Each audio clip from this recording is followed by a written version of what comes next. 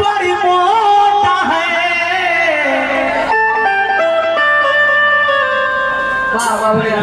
ताली नहीं आवता गाना हम बंद कर।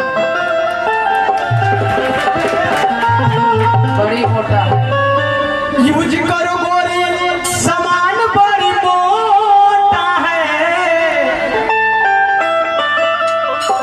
अरे बिहार के मर्द में पावर बड़ी होता है।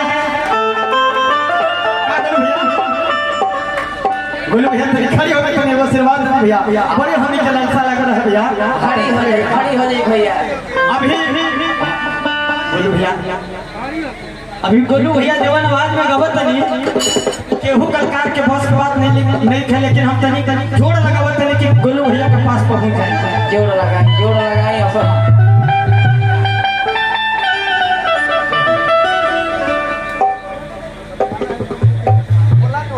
हाँ आ जाए तो है लोग आई ओकर बाद देशभक्ति चले जाओ। चला जा आवाज जड़ी बूटी आवा जड़ी बूटी।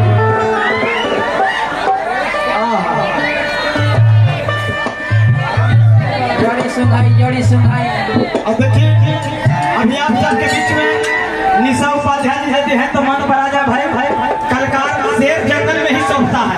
हमारे गोलू भैया शेर है, शेर की तरह दहाड़ते रहते हैं, बैठे रहे या गाए। तो शेरनी और शेर के समाज में सोचता है भैया।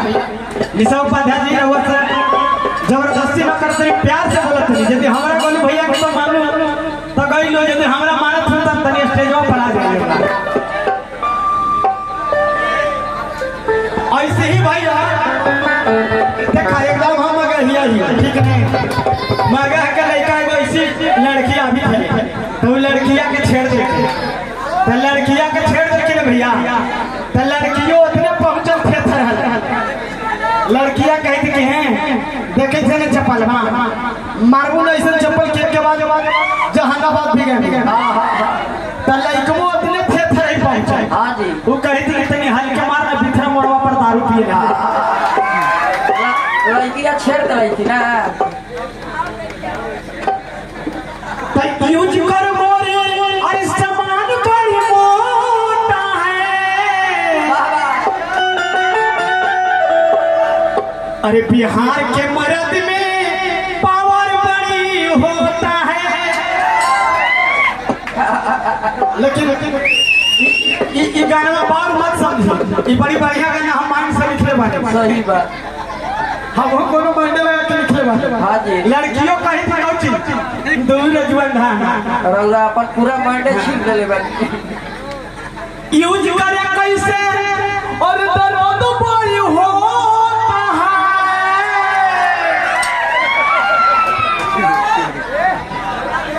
का कर लो भाई हंसाओ तो हम गैस का बनवा देबो। कहे कि लड़कियों उतने थे पर तो लड़कियां फिर कुछ कही थी छेद मेरा छोटा है सामान तेरा मोटा है। देखने में छोटा है। अभी गलत मत समझी भैया जनता हंस रहे हैं तो हमरा लगे था कि बढ़िया गावी थी। जनता हंसता तो हमरा लगता है कि तनी कुछ गावी लगे। मैंने बेचे वाला सोनार कनवाने गया आजकल के देखिए बड़े बड़े कनवाने लगी था कि बैल वाला घंटिया कनवाने लगती है। तो वही सोनार बोल रहा है कि यूज करो गोरी सामान बड़ी मोटा है। बिहार के मर्द में पावर बड़ी होता है। पावर इसलिए है कि हमने मेहनत से बनाया है। तो लड़कियां कही थी कि यूज कैसे करे दराज बड़ी होता है। छेद मेरा छोटा है सामान तेरा। लेकिन यही वाला के यूज कर देगा तेरी से ना क्या ये जो है ये अगर जो ऐसे करके दिखा दिखाते ही बंद कर देगा तुरंत हमारा पीटी करेगा, तुरंत क्रांति फैला देगा। इशारा देख देख पता है तनी ऐसे कर दी तो आशीर्वाद मिल है ना। यही चीज है खाली पलटे क्या तो हमें सब कोनो खराब गाना ना गाइए, लेकिन हंस जाए तो बाल हो जाना और तेरे साथ चुपचाप हो जाए तो हमारा अच्छा हो जाता क्योंकि खीरे बना एकरा तनी भाव में लेवे के हमार कैसे। अरे तो यूज करो गोरी अरे सामान बड़ी मोटा है। और तब बिहार के मर्द में बबर बड़ी होता है।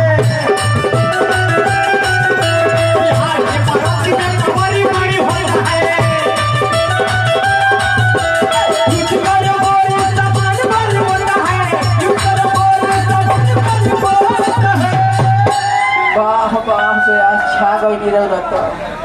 बिहार में मगह भोजपुरिया दोनों आ रहा है, ठीक है?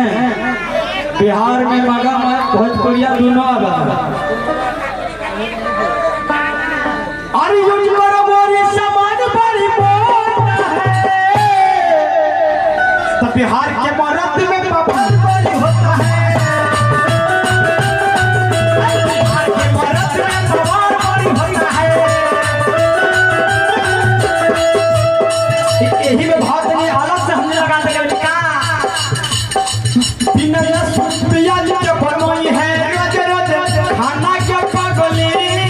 बिना लहसुन प्याज के बनोई है रोज रोज खाना के पागली।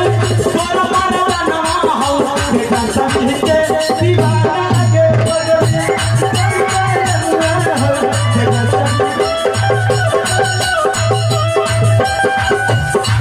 बिना लहसुन प्याज के बनोई है रोज रोज खाना के पागली। बिना लहसुन प्याज के बनोई है रोज रोज खाना के पागली। ई बोरी हमरा से हटी थे भैया, लगी थे कि हम हटी थी जैसे। और तब बिना लहसुन प्याज के बनोई है रोज रोज खाना के पागली। बिना लहसुन प्याज के बनोई है रोज रोज खाना के पागली।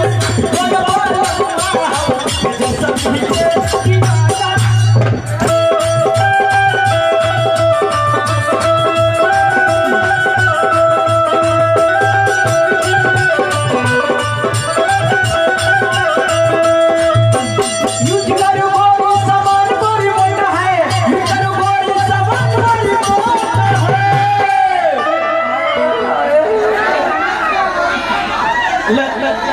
लेकिन लड़कियों कही थे कि ना हम यूज करूँ तो का करवाए,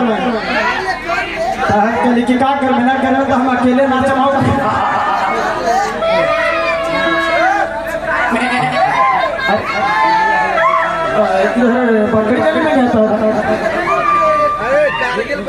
अरे यूज कैसे करे, अरे दर्द बड़ी हो